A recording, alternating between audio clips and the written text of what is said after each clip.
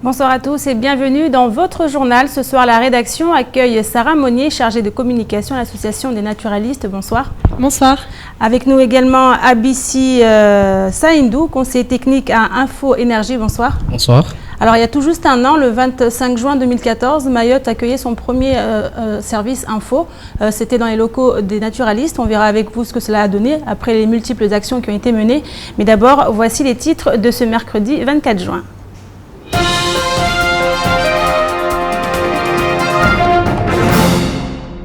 Deux scandales financiers pourraient prochainement frapper le conseil départemental. En cause, une inauguration de l'amphidrome Georges Naouda qui a coûté cher à la collectivité et qui pose question quant aux procédures d'attribution des marchés. Les habitants du quartier de Mtsapéré en ont marre. Une canalisation a encore cédé, les laissant patauger quotidiennement dans les remontées de fosses septiques. Ils s'apprêtent à mener des actions coup de poing si les autorités ne réagissent pas.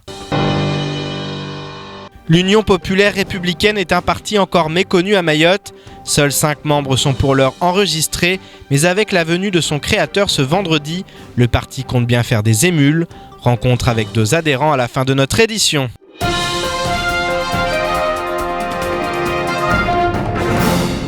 Le conseil départemental est aujourd'hui confronté à 2 scandales financiers. En 2014, plusieurs marchés auraient été passés sans que les règles de publicité et de mise en concurrence requises par le Code des marchés publics ne soient respectées. Ainsi, afin de permettre à François Hollande d'inaugurer l'amphidrome Georges Naouda, des travaux d'urgence avaient été réalisés du côté de la barge et du quai Colas à Mamoudzou. La facture est lourde et aujourd'hui, beaucoup s'interrogent. Davantage d'explications avec Pierre Bellucci et Fred Souleymana. Une inauguration de l'amphidrome Georges Naouda qui aura coûté cher à la collectivité.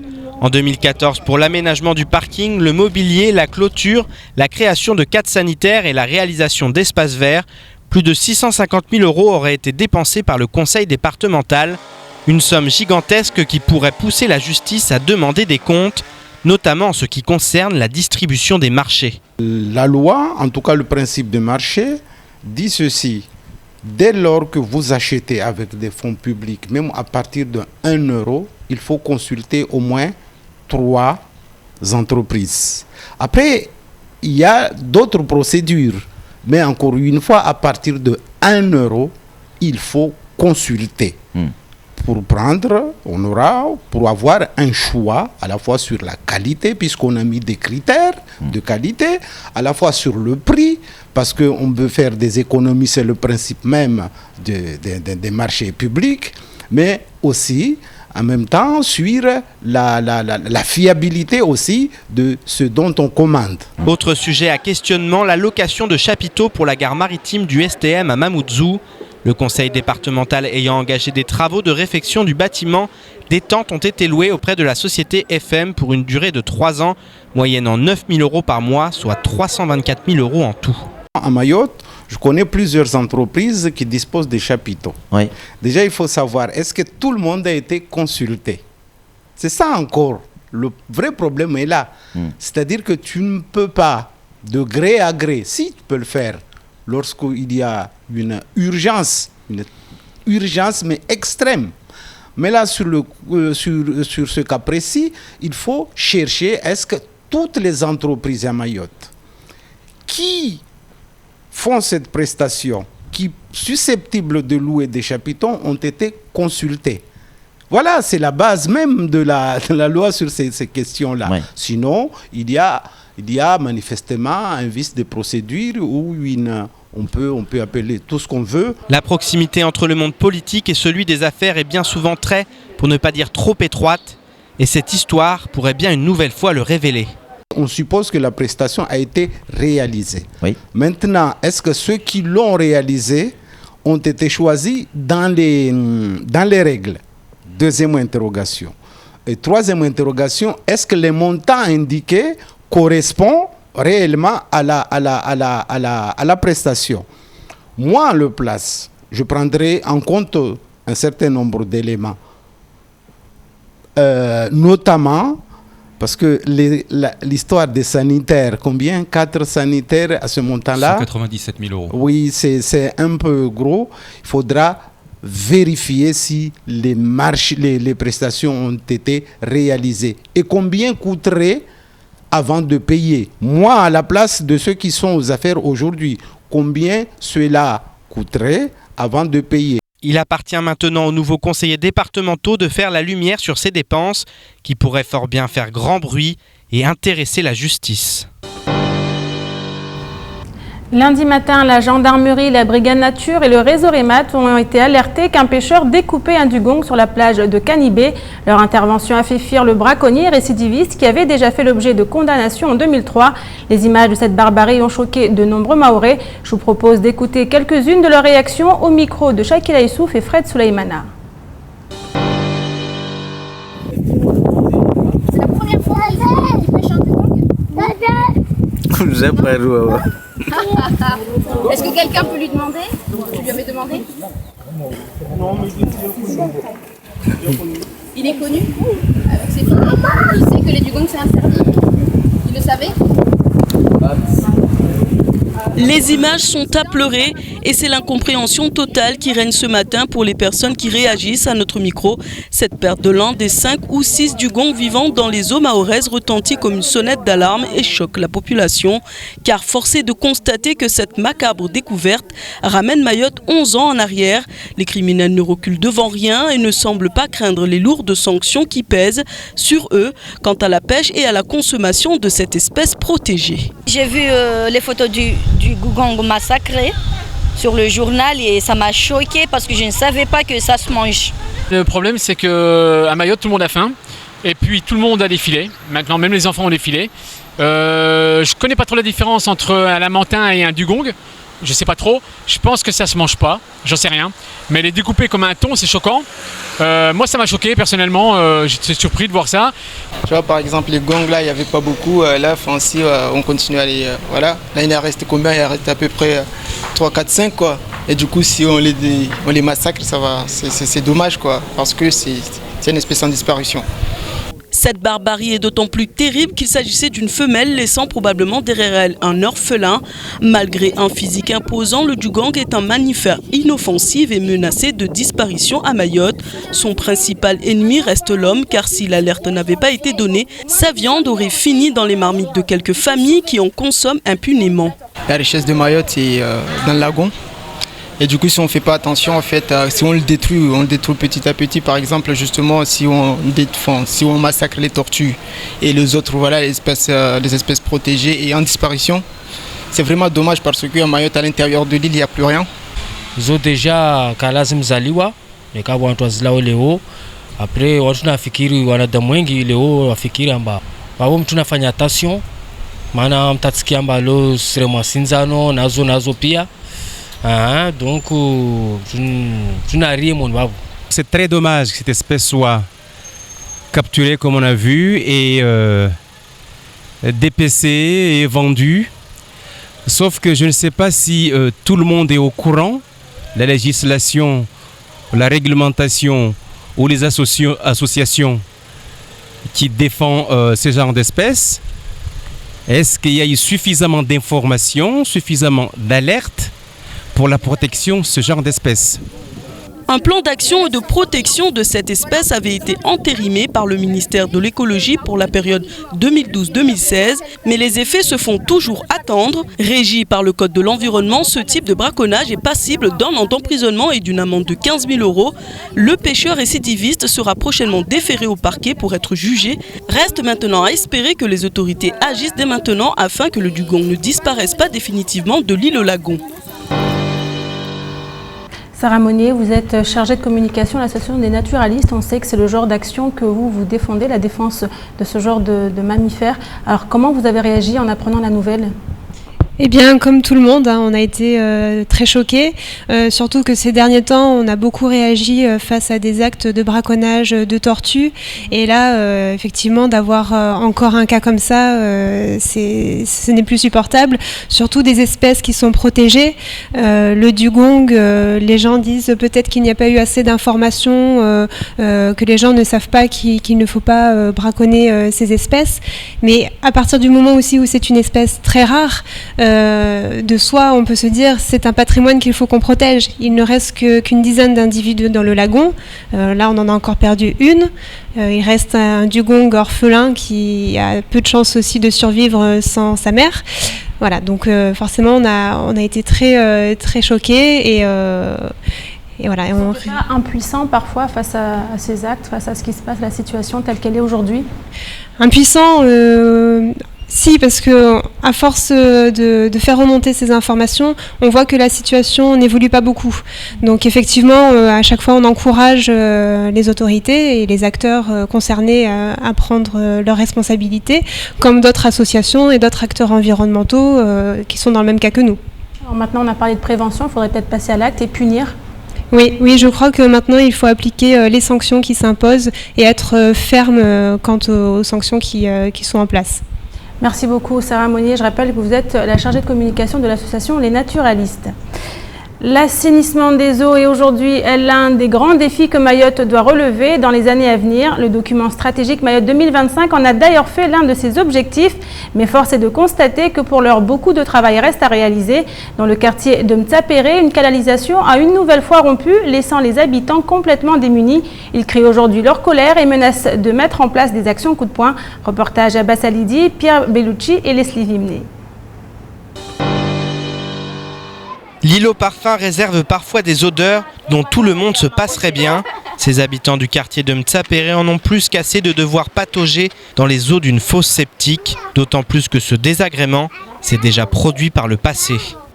Ewa sulawa sofi vale engela kuruno afetivata mraba vale ujaya akozi ya maji yao a chaque fois mtu ahose mraba ni nzuri na santia tumana harufu zile suringia singia wana wanatasigadwa wavua suristambia Stio ini madame kinirto jondrongo mbar senda na 4-5 ans mana de gaini handra vuja de gaya vili vuja de gaya raru ini ya nemkini. Les eaux des canalisations s'écoulent depuis plusieurs jours sans que les autorités ne considèrent le problème que les habitants s'évertuent pourtant à signaler. Wala serikali kasona wale a chaque fois sendao raiwa expliquer tongozo neo kasijamba na wasuzingalia. Aujourd'hui, la situation dépasse l'entendement. Les habitants en ont assez et exigent des réparations rapides et efficaces, car dans le cas contraire, ils jurent de forcer les autorités à agir.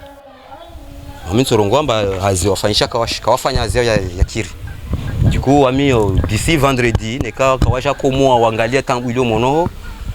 Européens peut-être regarder le pire secteur il se bouche. Yo simambiani umenye fude unofanya uswafi maana wamitsonrobala nsena na ferry na tiri shituzanyu zile amba muke obligé muje murege avasa. L'ultimatum est lancé et une chose est sûre, ces habitants n'attendront pas 2025 pour avoir le droit de vivre dignement. La commune de Mamoudzou a été lauréate de l'appel à projet Plan Paysage lancé en 2013 par le ministère de l'Écologie, du Développement durable et de l'Énergie. Seule collectivité d'outre-mer retenue, la capitale, le chef-lieu, met en place son premier plan paysage unique à Mayotte. Depuis le 6 juin, plusieurs plans sont exposés à la mairie afin de permettre aux administrés qui le souhaitent de donner leur avis. Mais malgré les efforts de communication autour de l'événement, la population n'a pas répondu présente. Nous sommes donc partis à la rencontre des administrés pour leur faire connaître leurs sentiments sur la question. Reportage Akila Issouf et Fred Soleimana. Quand on questionne les administrés sur la fête des paysages et de la nature, peu en ont entendu parler. Pourtant, depuis plusieurs semaines, des plans sur l'aménagement d'espaces verts dans les lieux publics de Mamoudzou sont exposés à l'entrée de la mairie. Personne ne semble y prêter attention et la plupart des visiteurs ne comprennent pas réellement le projet. Mais lorsque l'on demande leur avis aux administrés, l'idée séduit. C'est mieux d'avoir des parcs, il n'y a pas beaucoup, il n'y a que le parc Mahabou et il n'y a que ça en fait. Mais il faut avoir plusieurs parcs dans plusieurs secteurs.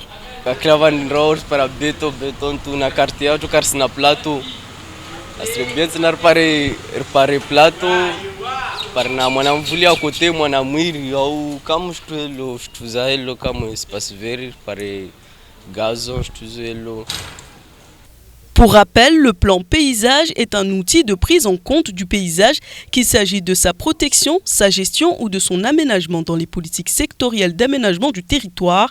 Et si certains comprennent l'enjeu d'un tel projet d'aménagement, tous souhaitent avant tout que l'environnement soit respecté et le paysage embelli.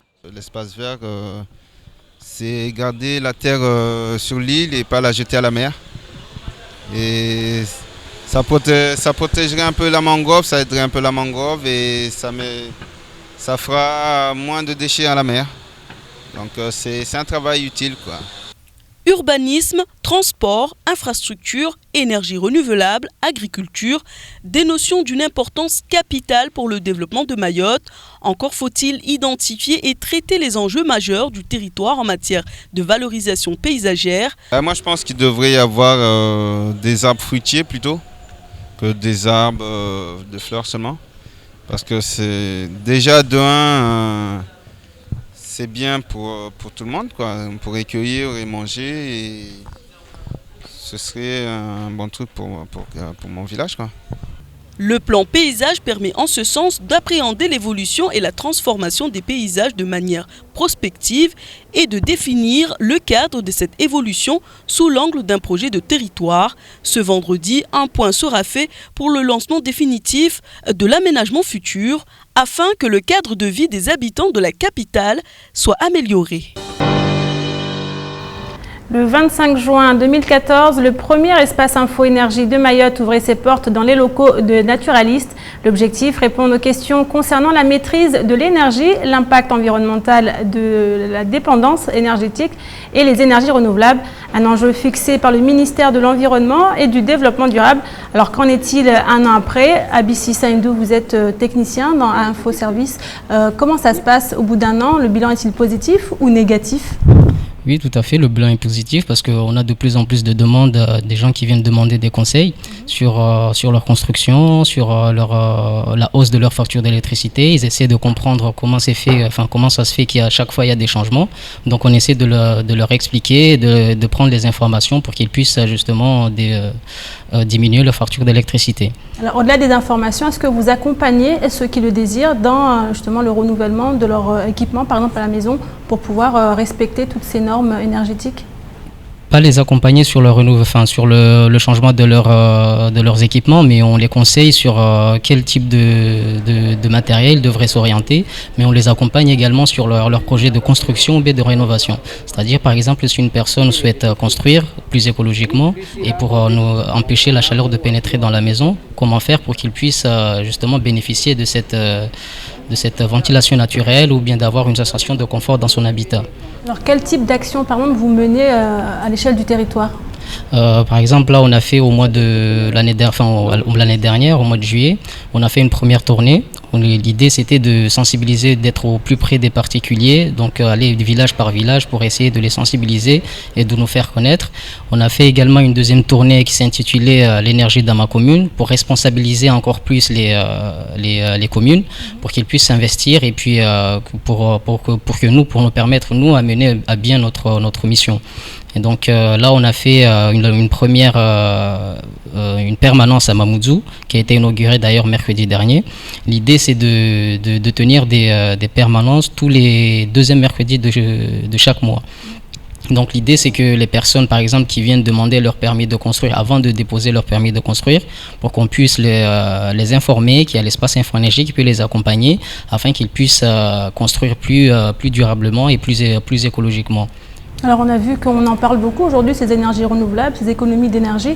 On a vu notamment avec EDM ce plan Numba Odari qui a été mis en place. Est-ce qu'aujourd'hui vous pouvez dire que les Mahorais sont vraiment sensibilisés à ces questions?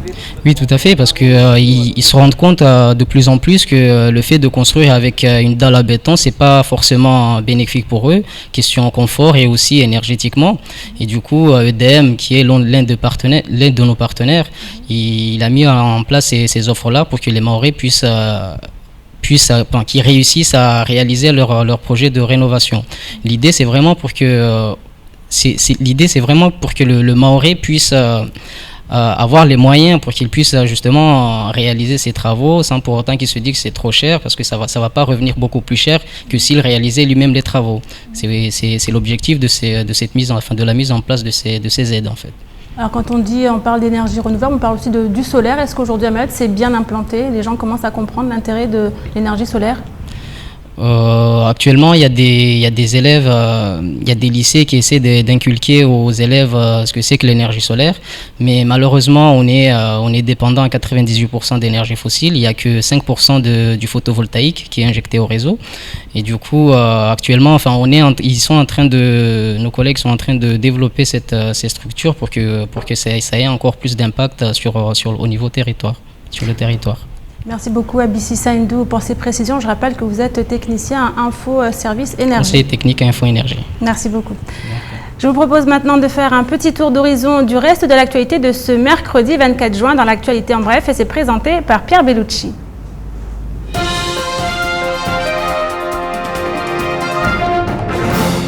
Le mouvement de grève entamé par les agents de l'unité territoriale d'action sociale de Petite-Terre est maintenu jusqu'à ce jour. La situation n'est pas confortable pour les agents qui se voient obligés de refuser l'accueil des usagers et de ne pas répondre aux sollicitations des partenaires, services de l'État et associations. Cependant, ils ne peuvent plus prendre le risque de continuer à travailler dans des locaux qui ne répondent pas aux normes d'hygiène, de sécurité et de confidentialité. Cela pouvant également mettre les usagers en danger. Les agents réclament donc la mise en œuvre du protocole de fin de conflit de juin 2014 dans lequel l'administration a pris un certain nombre d'engagements, dont le recrutement de travailleurs sociaux afin de renforcer l'équipe qui ne compte actuellement qu'une assistante de service social. Une réunion est prévue demain matin 10h avec des élus du conseil départemental. Dans le cadre de la modernisation de l'administration, la mairie de Mamoudzou a débuté hier les travaux sur la numérisation des actes de l'état civil. Ce travail consiste à numériser les registres et à indexer l'ensemble des fichiers numérisés. Il concerne 50 340 actes d'état civil composés des actes de naissance, de décès, de mariage ou des reconnaissances et dations de nom. Ce travail est réalisé par la société Banque d'Archives et doit permettre d'améliorer la gestion des flux de délivrance d'actes par un traitement totalement informatisé, d'améliorer les conditions de travail des agents ou encore de réduire les délais d'attente des administrés au sein du service état civil. Les longues files d'attente devraient ainsi disparaître.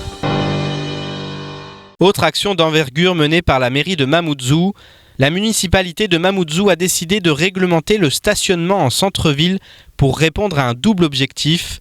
Une meilleure rotation des véhicules pour garantir des places disponibles à tout moment et assurer la sécurité des piétons sur les trottoirs.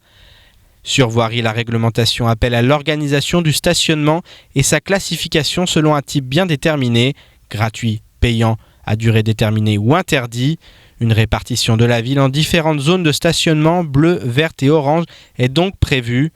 La municipalité va avoir recours à un conseil parking et stationnement pour appréhender la faisabilité du projet, tandis qu'aucune date butoir n'est pour l'heure avancée.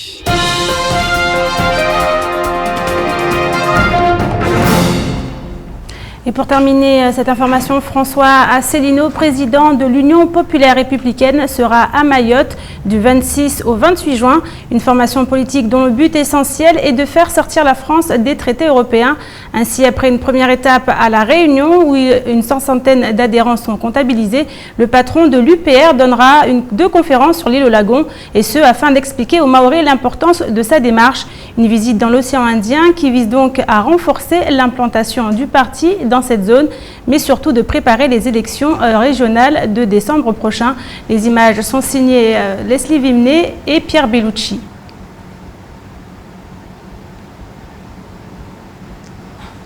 Les images qui ne vont pas tarder à arriver, les images que nous allons vous proposer.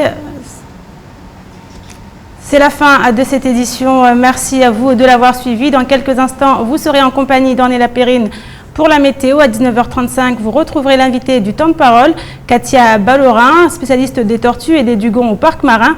Elle était ce matin au micro de Patrick Millan. Bonne soirée à vous sur KTV.